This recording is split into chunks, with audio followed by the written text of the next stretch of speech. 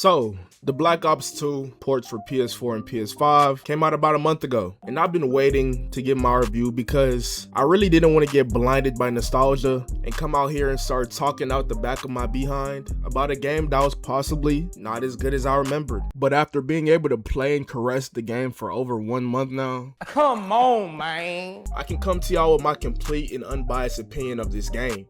Now, I know it's been a long time coming. I have not uploaded in a minute, but with that being said, make sure y'all follow me on Instagram at not.nosa. I will be adding y'all to my close friend story. You guys already know the deal. Now, I can give y'all my opinion on Mr. Black Ops 2.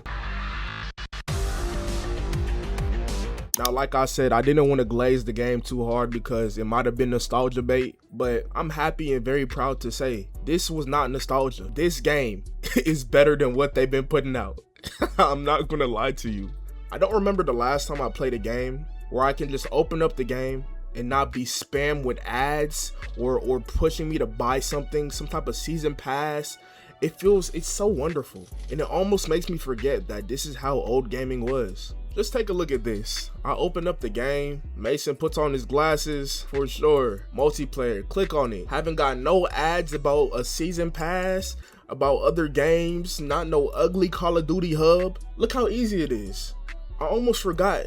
Playing games is not supposed to be a task. It's not supposed to be an advertisement. As gamers, we've gotten so used to companies shoving ads down our throat, pushing us to buy something. Now y'all boys, take a look at this screenshot from the Call of Duty HQ.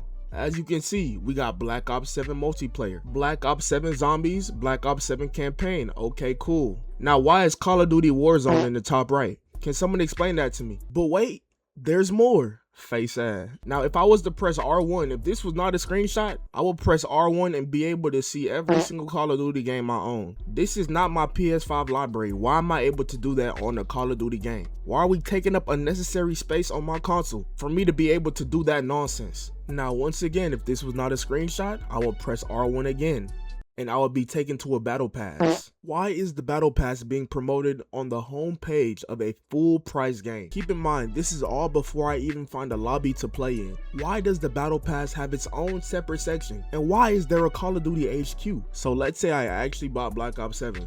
I would have to download the whole Call of Duty hub, which is just taking unnecessary gigabytes on my console. And I'm being solicited to buy a battle pass before I even play a game? Yeah. What are we talking about?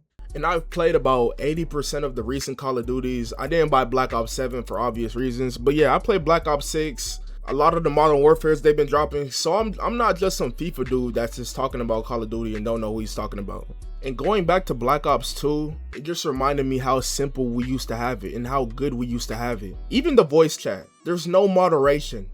And as bad as it may sound, yes, I like hearing slurs thrown at me all the time. Yes, when I kill someone, I like to hear them say the most foul things in the book because it is Call of Duty. It is a shooter game. It is rated M for mature. This is what we signed up for. We didn't sign up to be censored in game chat. We didn't. Honestly, seeing all the game chat clips brings me so much joy. Get back on Minecraft. What's up, n****s? Kyle Hiller,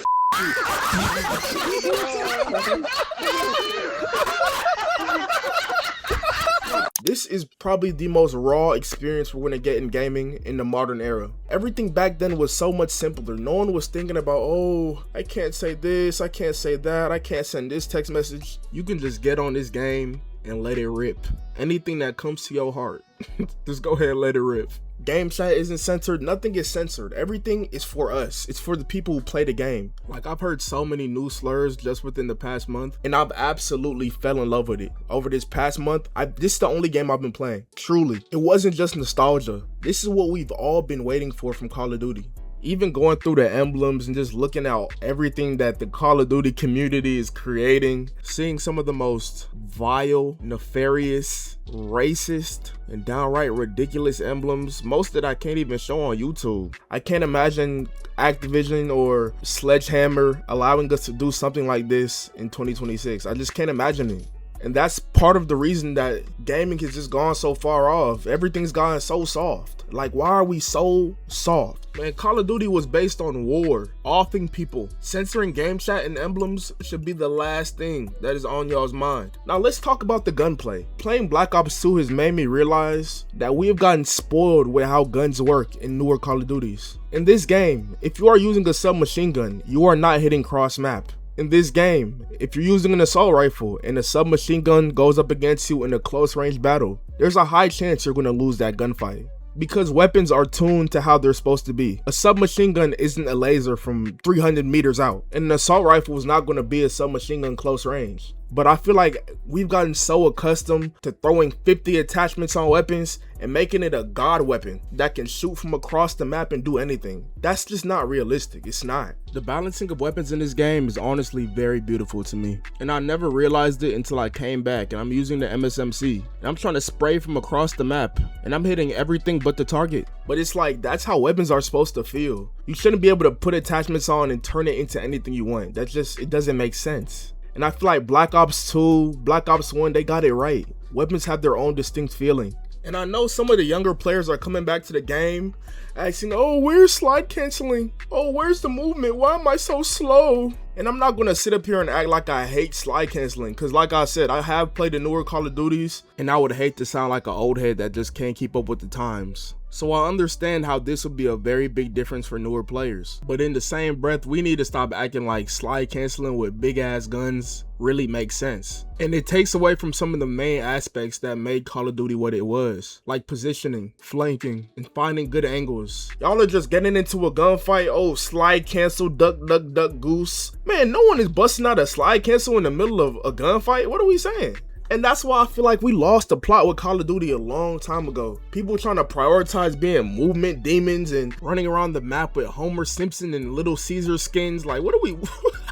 I probably sound like such an old head right now. But all of those things take away from the immersion of the game. Like, with these newer Call of Duties, I can only play so many games before I have to get off. On top of that, the matchmaking in the new games is so bad that the moment you have one decent game, you in a lobby full of sweats and people whose butt stinks. People that haven't showered in 10 years. You in a lobby full of tryhards. Why did y'all change the matchmaking? I never heard a single person complain about the matchmaking until you guys changed it. And now matchmaking is one of the biggest focal points in y'all's game, because y'all want to start messing with stuff that didn't need to be messed with. Essentially, the new Call of Duty matchmaking punishes you for being good at the game. So basically, every match you play is ranked, but you're not getting any more rewards from it. You're just suffering. Now you have to sit in the lobby for 10 years, probably playing someone in China. Everyone is sweating so hard. The latency becomes terrible because you're being connected to someone based on skill and not location. And now the game feels completely different from what you were playing before, just because you had a good game. In these older Call of Duties, I can just simply get on and enjoy the game. That has been gone from Call of Duty.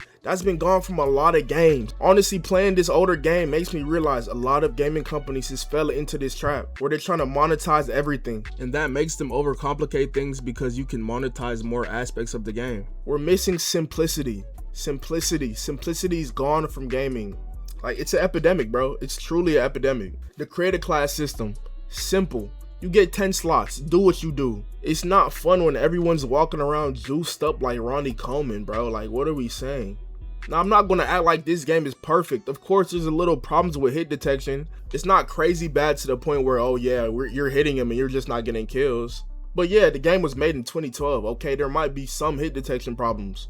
And I'm kind of mad that they didn't drop a FOV setting, because come on, you're just being lazy. Iron Galaxy Studios, whatever y'all name is, y'all do not deserve the right to drop or work on any more games. Just start selling fried chicken out y'all studio, bro. Because there is no way you drop the PS5 port in 2026 with no field of view setting. There's no way. Y'all are too lazy. Black Ops 2 Plutonium literally has a field of view setting. What are we talking about? And these are independent developers. They didn't get paid to make Plutonium. Y'all were working alongside Activision. Y'all got paid for this. You couldn't add a field of view setting? Just go ahead, take a look at who's working at the studio. I don't know why I expected more. Man, let me stop, but I can keep going on and on about Black Ops 2 and how much I've enjoyed it. From the map design, to the guns, to the sound, to the community. Like, everything just feels so perfect. But it makes me wonder, will we ever get this back? Will the community ever come back together the way they have like this? Will they even be able to with all the censorship that's in the new games?